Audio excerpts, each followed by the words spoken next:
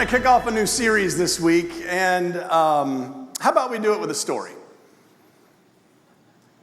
A few years ago, I was at work, and I got a call from the front desk, and they said, "You have a visitor out here." And I go out into the lobby, and there is a sheriff's deputy who is in the lobby, and he has a summons for me, where I am being called into court for stealing.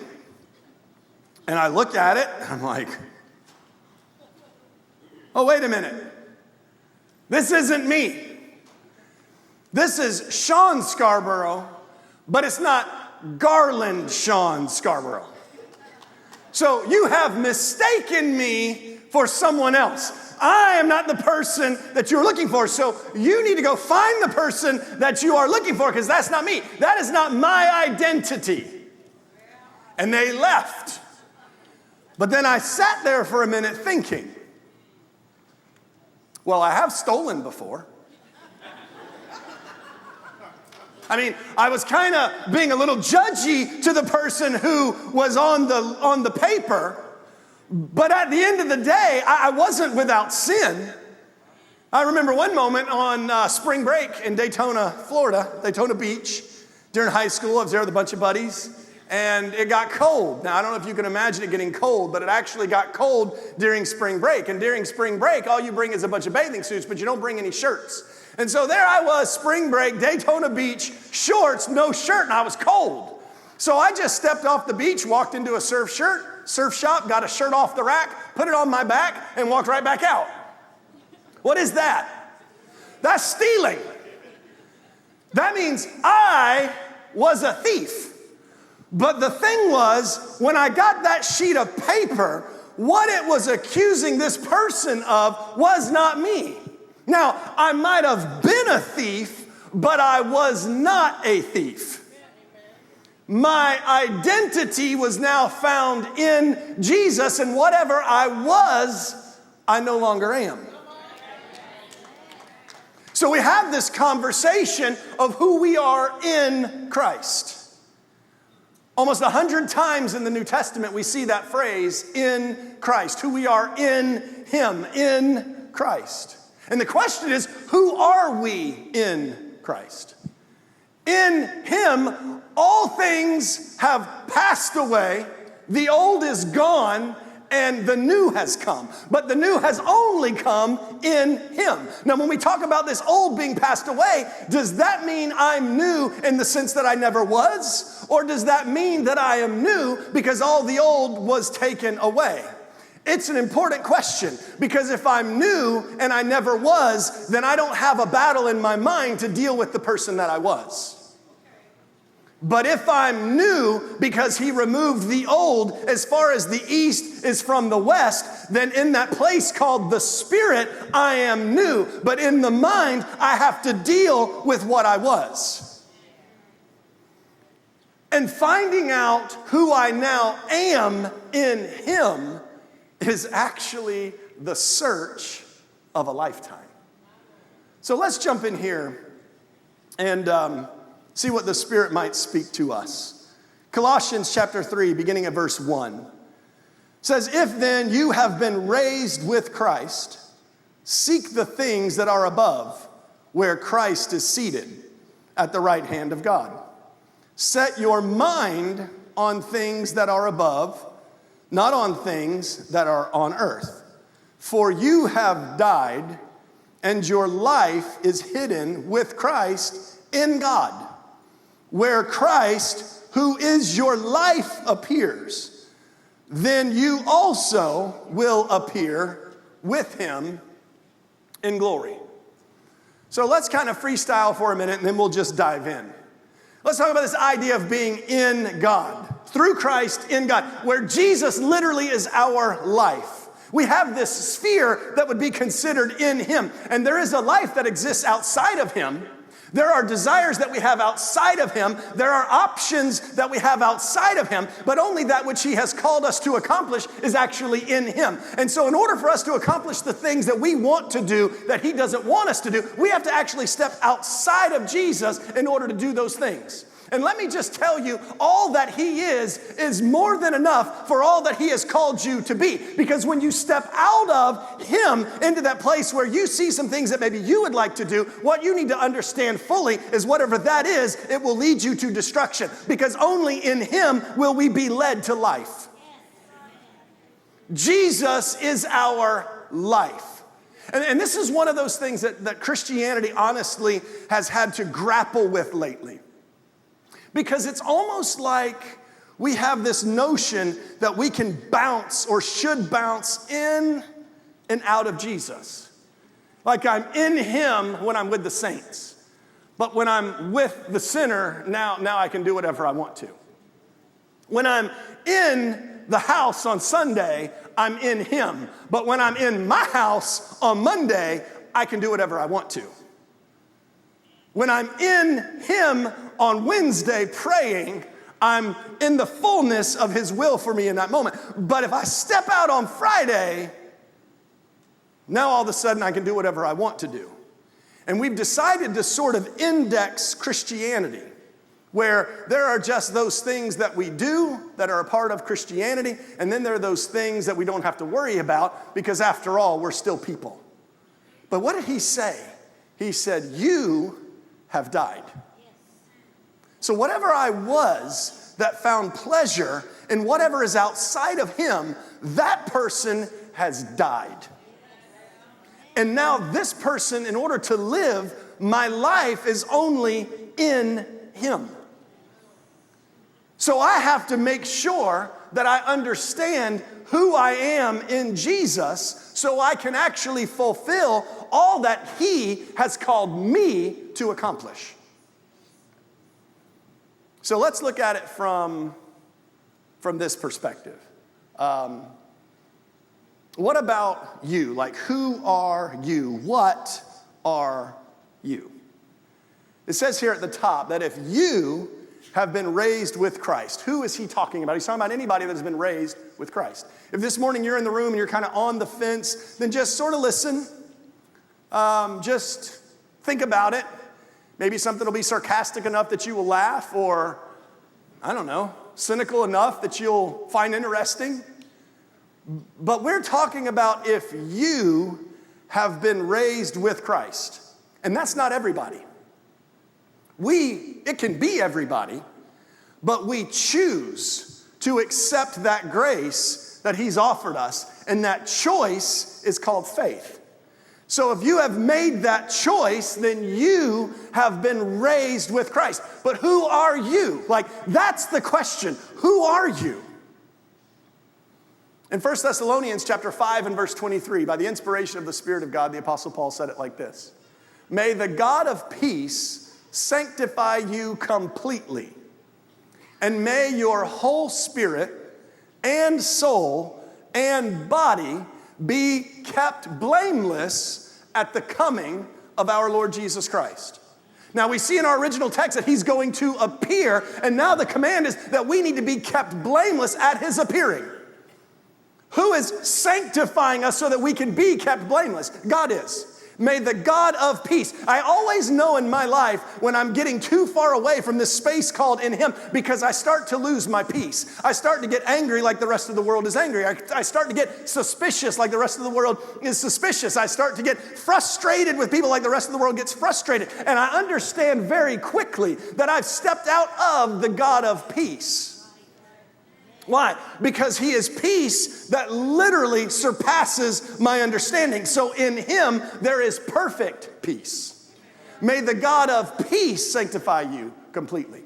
And then he kind of just describes humanity in these three principal parts. May your whole spirit and soul and body be kept blameless. So for the balance of today, let's just kind of delve into this notion of who we are. Now, if you're in the room and you're kind of a Bible nerd, I congratulate you. I understand that Jesus, as recorded by Luke, said your whole heart, mind, soul, and strength. He spoke to us in four principal parts. Paul, by the inspiration of the Spirit of God, is just aggregating two of those words into one. So instead of making 4 points, we're just going to make 3. We're going to keep it there for simplicity. I understand it's there. I'm with you. I get it. But for the case of conversation, we're going to talk about spirit, soul, and body. Is that a deal? All right. So let's talk about the body first, because I think in this conversation, it's fascinating to me that what seems to be the most obvious, our culture has began, we kind of argue with it. We don't look at the body as something that is a physiological reality anymore. We see body as something that we can sort of determine later, as if how God shaped us is inconsequential to the plan that He has for us. Now, please realize that the body is not shaped in order to limit you. The body is shaped to focus you. God created you, male or female, for the purpose of focusing your attention into His will. It's not that one is greater than the other or one is almost as good as. Everyone has been shaped in the image of God, and you've been made male or female for the purpose of focusing you into His plan. We see this very clearly in Genesis. Chapter 1 and verse 27 says, God created man, meaning human. God created man in His own image. In the image of God made He him. Man, human. And then He said, male and female, He created them. Ladies, you are absolutely created in the image of God. You are absolutely an image bearer of God. Men, you are absolutely created in the image of God. You are an image bearer of God. Now, when we understand this, we don't have the abuse that we sort of see sometimes. When we have a image-bearing quality, then we understand that what we were created was for the purpose of fulfilling a role that God has for us. And the body that He placed us in is not a limitation, and it's not there to push back against who He created us to be. Actually, it's to be embraced and help us focus on who He created us to be. We don't push against our biology. Why? Because I was created in the image of God. And He, when He created me in His image, assigned me a gender. He either created me male or He created me female. That is not a psychological conversation. It is a physiological conversation. And I don't say that for any political platform. I say that because at the very basis of understanding our identity, to know who we are in Christ, we have to first know who He shaped us to be. So if I push back against the very thing that was the first thing that was obvious about who I am, I can't embrace the rest of what He's desired me to be. Because that gender actually points me in a direction. Now let's talk about sort of the, I'm going to use the word equality here. Let's speak to this for a minute. We see in Genesis chapter 2 and verse 18, it said, God said, it is not good, though, that man is alone. I will make for him a helper fit for him. Now, when we see that word helper, sometimes we get this idea of hierarchy, as in one better than the next. But when we take that same word and see it then in the New Testament, we're able to see it in a more spiritual way. Because what we have to understand is in Galatians chapter 3 verse 28, God said there is no male, there is no female, there is no Jew, there is no Gentile, there is no slave, there is no free person, but rather we are all one. Where are we one? In Christ. So in Him, we are one. In Him, there is not the hierarchy that the earth has assigned to gender. This hierarchy was not a God assignment. God gave gender roles, but that role doesn't mean I'm not as good as somebody who fulfills a different role. doesn't make me less, it makes me different. Different is a good thing. So let's look where else we see this word helper used in the New Testament. Jesus in John chapter 14 said, look, it's not good that I stay with you. It's actually better for you, the church, if I go away. And then he says this in verse 16 of chapter 14. He said, if I go away, I will ask the Father, and he will give you another helper to be with you forever. Now, who was their helper when the Word became flesh and dwelled among the church? Who was their helper? Jesus was. He was the helper to the disciples. Then he said, it's not good that I'm here, but rather I'm going to go away and I'm going to send to you the Holy Spirit, who will be another helper. Is the Spirit of God lesser than the Son of God? No. God the Father, God the Son, God the Holy Spirit. We baptize in the name of the Father and of the Son and of the Holy Spirit. We, the church, have been placed under the headship of Jesus Christ, the Son of God. Our helper is the Holy Spirit, who will be with us forever. Is our helper less than our head? No. Why? Because Jesus is God, and the Spirit is God, and the Father is God. If we don't believe that, then we do not believe in the doctrine of the Trinity. But we do believe in the doctrine of the Trinity, which says that these three are what? One. But these three who are one fulfill different roles. And so when we understand that gender on earth has been given roles, but gender is not hierarchical in the sense that one is better than the next, all of a sudden we have the freedom to embrace the role that God has given us to fulfill. Why? Because I understand completely by something as simple as gender that there is a role that He's assigned to me, and I can focus there.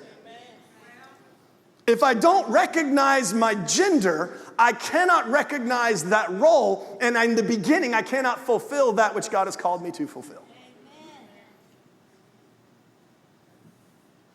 Like, I'm a preacher. I'm a male.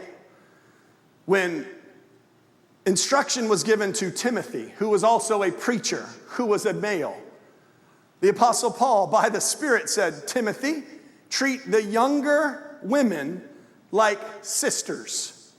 Now, when I was a kid growing up, the youth pastors used to use that to tell us we couldn't kiss our girlfriend. Because after all, you'd never kiss your girlfriend. It's kind of a strange idea, but nevertheless. I'm not saying you should kiss your girlfriend. That's up to your parents. I'm just saying that's not what that text was saying. He was telling Timothy, I'm going to get letters on that one. I'm totally getting letters on that one. He was telling Timothy, the younger ladies who are in your church, you respect them as a sister. Do not exploit them as an object. What determined his behavior? Gender determined his behavior. So if Timothy didn't recognize gender, if he didn't recognize their gender, then the role that he was given, he would abuse. It's a principle that we actually should see in work that we don't see. This is why we have things like Governor Cuomo. It's why we have these issues, because people do not recognize their role according to their gender and support and embrace rather than manipulate and exploit. And we have the problems that we have today. We have some of the problems that we have today simply because we will not embrace role and gender. And like, it's so simple. Like, you're a dude or you're a girl. You're a man or a woman. You're a male or a female. And it's real obvious.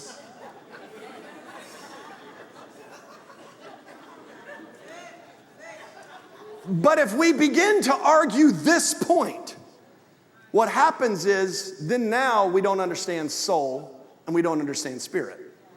Because we don't even understand the most obvious of the three, which is the body. So we have been given roles according to the gender that God assigned to us. Here's what God did. He determined what He wanted you to accomplish. And then He wrapped your body around that call that will help you satisfy that call. You weren't born and God go, that's a girl. What am I going to do with her?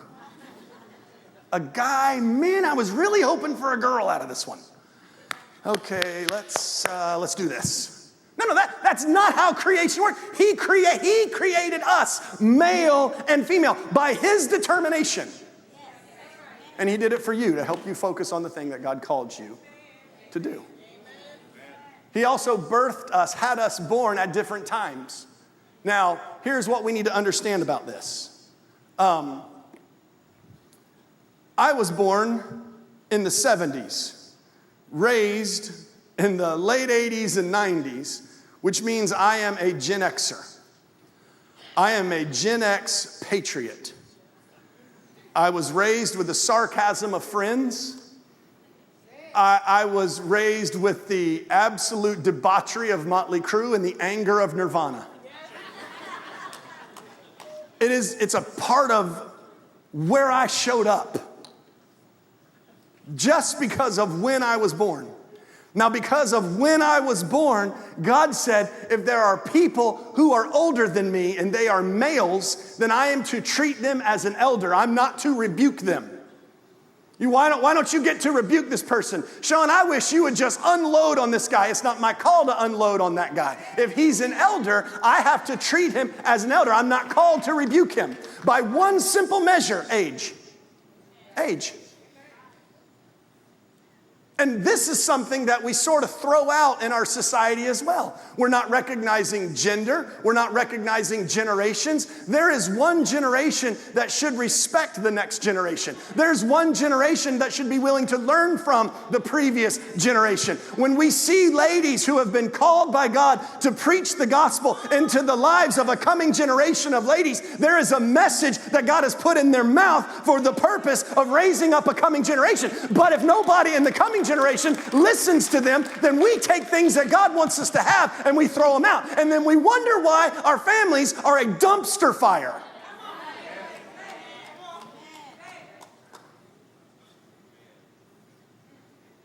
So him creating us, and when he created us, it actually matters. And it focuses us. It lets us know this is a season of learning.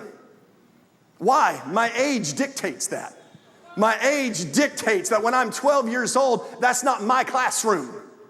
I don't get to stand up and disrupt the classroom. I don't get to stand up and bring all the attention to me. Why? Because at that moment, I'm called to listen. I'm called to learn. I am called to be in subjection to the one who is older than me so that they can impart wisdom into me.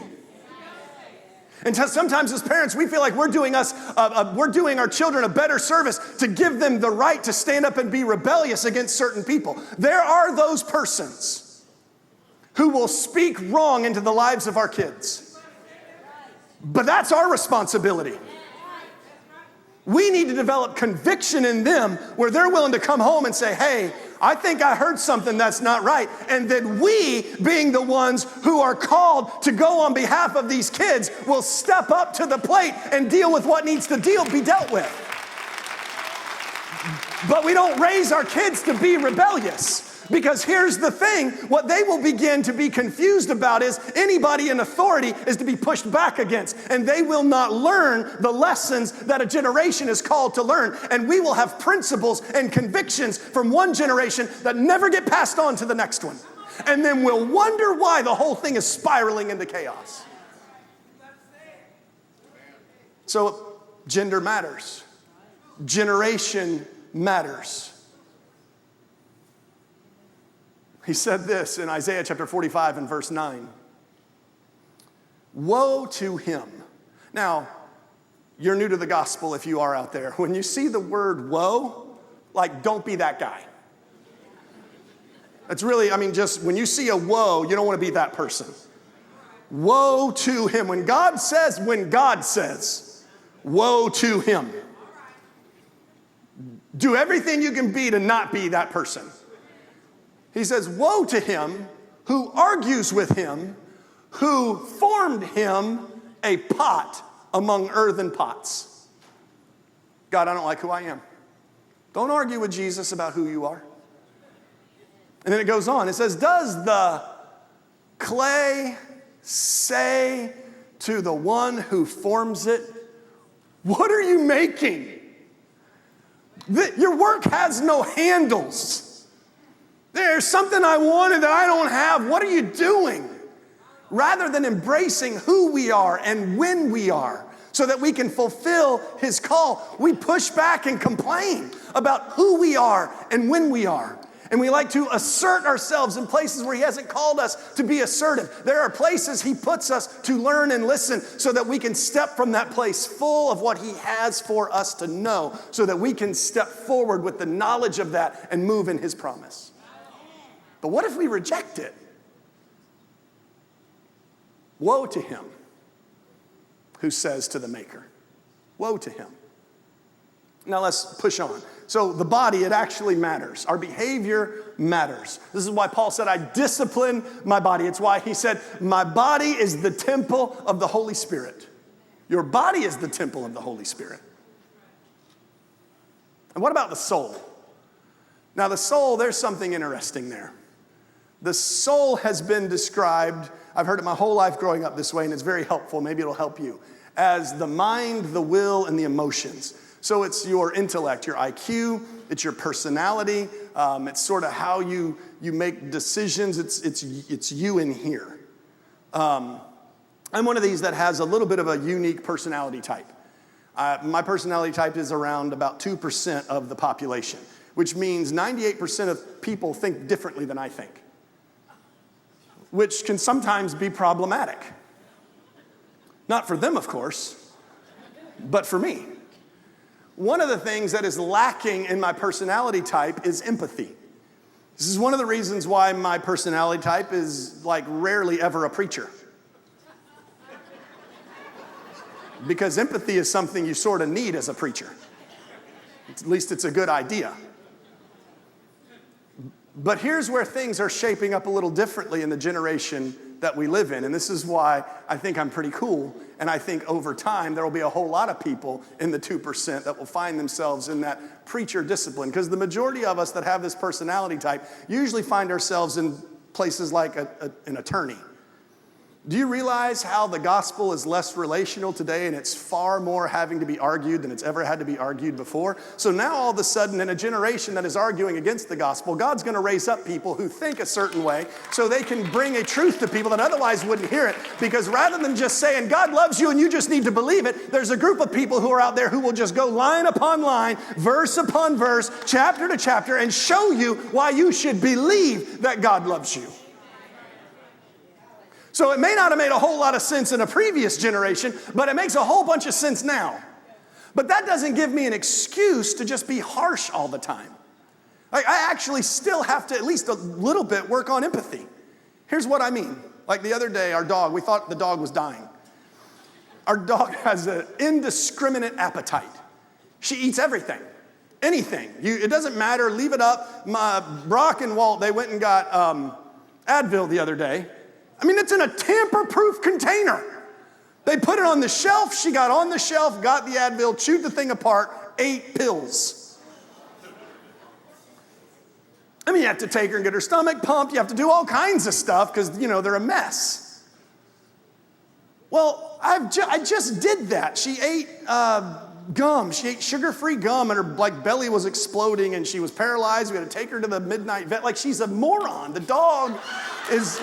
She's the worst, and she just keeps doing this. Look, and I love animals. Don't call PETA. I love animals. I'm a tree hugger. Like, I'm all in. I'm a hippie. But empathy. I'm like, this dog just actually, maybe she should just go on. Like, if she just keeps eating, that's got to be on her at some point. So I pet her, and I said, here, go on in your cage. You're just going to die. And the kid's like, what are you saying? And I'm like, I don't know what else to do. The dog, she's just not going to make it, so tell her goodbye.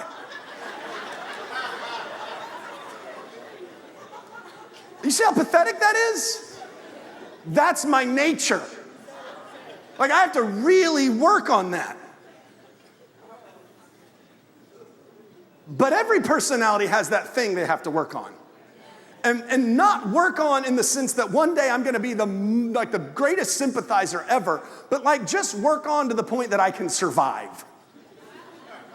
Because what I need to really spend my focus on are those things that I'm actually good at.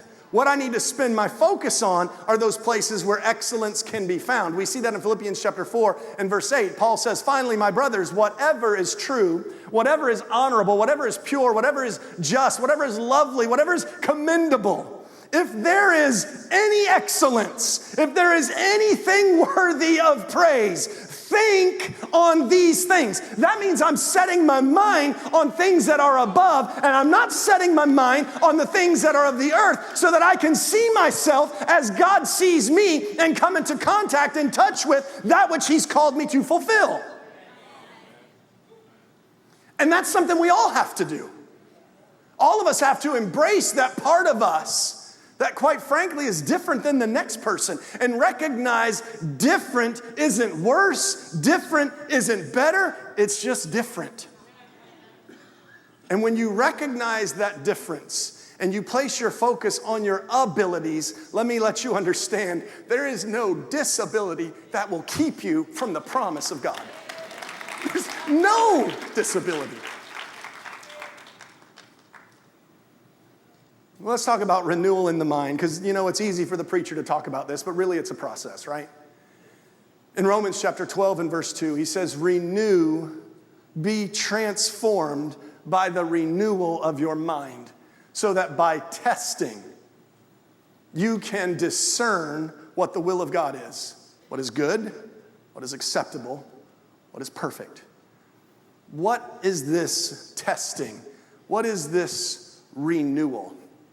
It is a willingness to be in the gospel, so that who you are and who you think you are is shaped not by outside influences, but by God Himself, who dwells on the inside of you. So in Hebrews chapter 4 and verse 12, this is why he says that the word of God is active and living and sharper than any two-edged sword, piercing to the division of soul and spirit, of joints and marrow. It is the discerner of the thoughts and the intentions of the heart. Heart being, in this conversation, the mind. See, there's the part of you that has been influenced by all of your both nature, how you were raised, and your friends and their words, your nurture, all of those things, and your nature, who you were created to be. And this is all in that space called the soul. It is all in that space telling you who you are and what you are and why you are. And then we have this spiritual place where God is. And the spiritual place needs to influence the natural place. But when I don't spend any time with Him, I can't determine what is Him and what is me. So that now I think any good idea I have is a God idea. Let me just be the one to say, every good idea you have is not a God idea. There are some ideas that you have that actually might produce very well economically, but they might destroy you relationally. And God sees the beginning from the end, and He's the one who can step in and say, this might be good in this space, but it's a mess in this space, so it's a no. It's a no.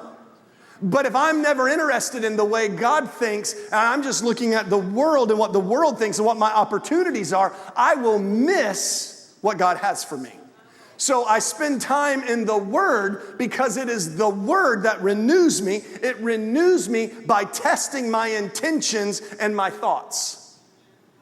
Like if I want to come in and say something rude to somebody because I'm going to right the wrong, that might seem like a good idea. But then the Spirit of God lets me see actually the real motivator is that you just don't like them and you've been looking for a reason to call them out. Now, did what they do was wrong? Yes. Does it need to be dealt with? Yes. But I may not be the one to deal with it if I'm the one who just wants to call them out because I don't like them. Now I have to hand that over to Him and say, okay, God, you fight my battles on this one because I can't do it with the right heart. I can't do it with the right motivation. And I only know that if I spend time in the Word.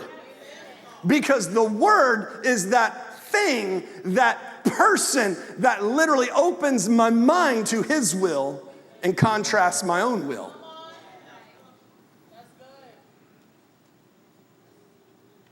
There are times that I spend more time in culture and more time in the news cycle than in the gospel. And then I find myself getting grouchier. I find myself getting more frustrated. I find myself complaining about things that I'm not the one to fix. A lot of experts today that were never called to be experts.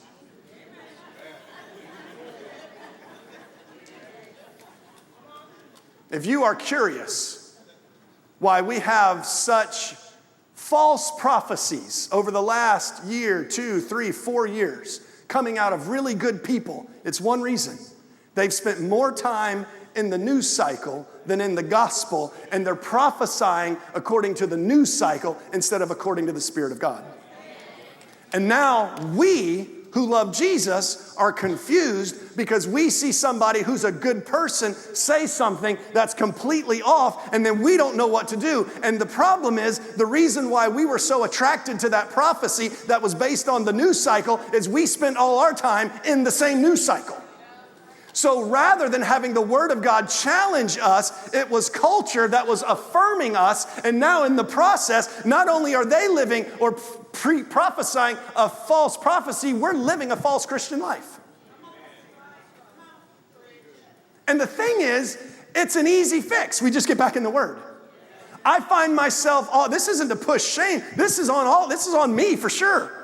There are times in my life where I find myself being more moved by culture than the gospel of God. There are times that I will sit there and think, man, I'm not raising my kids right because these kids are in the middle of this thing doing that thing. But in order to be in the middle of this thing doing that thing, they have to neglect what they would do on Sunday and be in the presence of God. And I want to think, well, maybe we should just do this just for a little bit, just to make sure that they have what they need. And God says, no, you raise up a kid in the fear and admonition of the Lord. And when they're old, they won't depart from it. What I'm saying is, when we put our attention in staying in Him leads us to success. But when we come out of Him because we want to follow culture or the world, it will lead us to destruction every single time. Every single time. But how do I get there? I renew my mind. I renew my mind. I have to spend time with the Word. I have to spend time in the gospel so that I know, as a male born in 1973, what is God's call for me? And you say, well, you can't find that in the Word. I can find the beginnings of it in the Word, and if I start on the right track, it'll lead me to the right answer. So the renewal has to happen. I cannot follow the Spirit of God by the Spirit if my mind has not been renewed, because there is a gateway that gets me into that place. Let me say it like this. If you are sinning woefully in your body, that sinfulness will keep you from hearing the voice of God in the Spirit. When you don't see yourself as God sees you, and then in the Spirit, He's trying to call you to do something or say something or be something, you'll argue with Him and you'll say, I can't do that. I'm not good enough. I haven't been serving you long enough. That can't be for me, Jesus. And if you would just see yourself the way He sees you by renewing your mind to see yourself as He sees you, you would feel plenty qualified, because the only qualification you need is His call. That's it.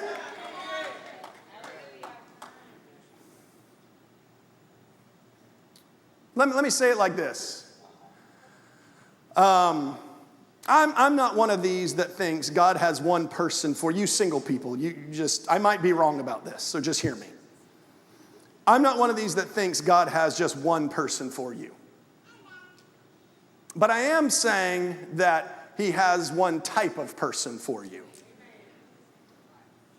And there was a type of person that was best for me, with my quirks and my personality type and just me.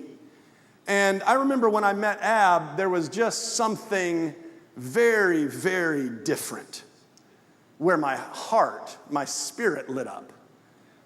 Not just my soul, not just my body, they lit up too.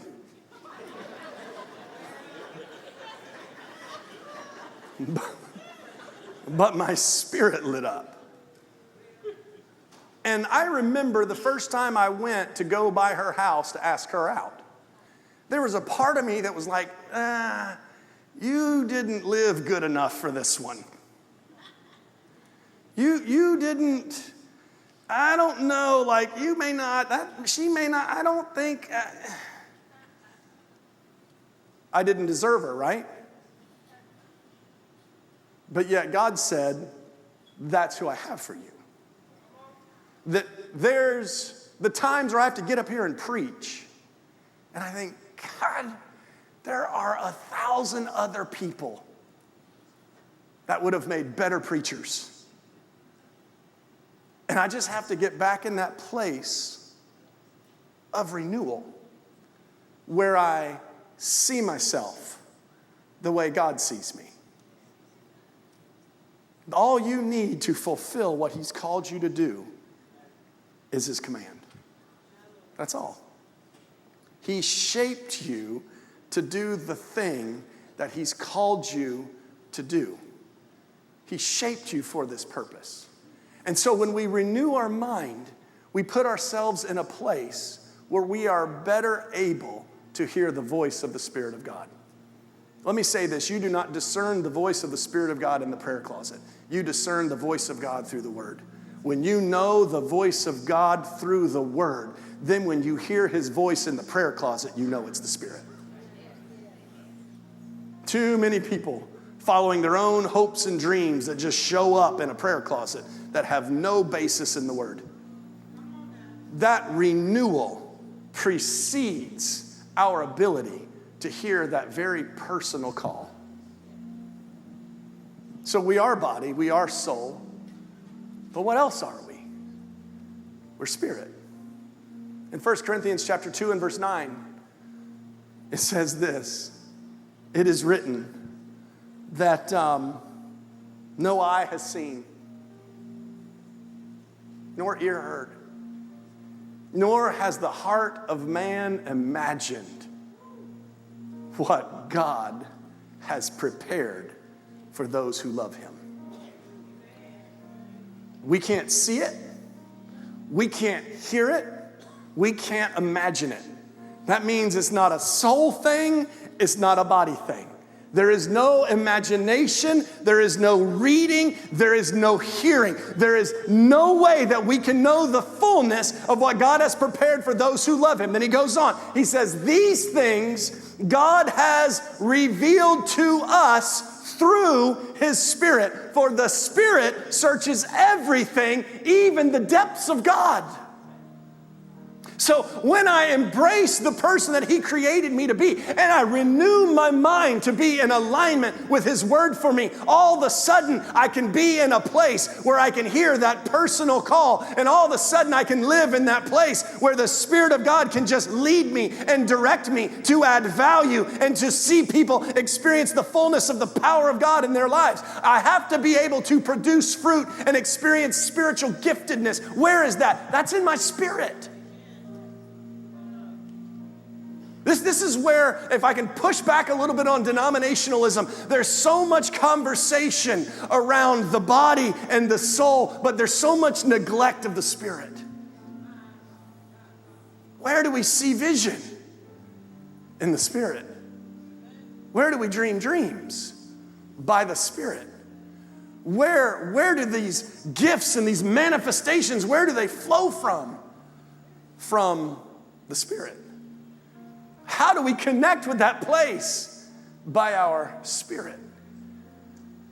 There must be that consecration, church, in the time coming where we are willing to just spend time praying, worshiping, being in his presence, so that when he has something very, very personal for us, we are in a place where we can hear it. Because I believe that just as God speaks very clearly through his word, that he desires to speak to you also by the Spirit.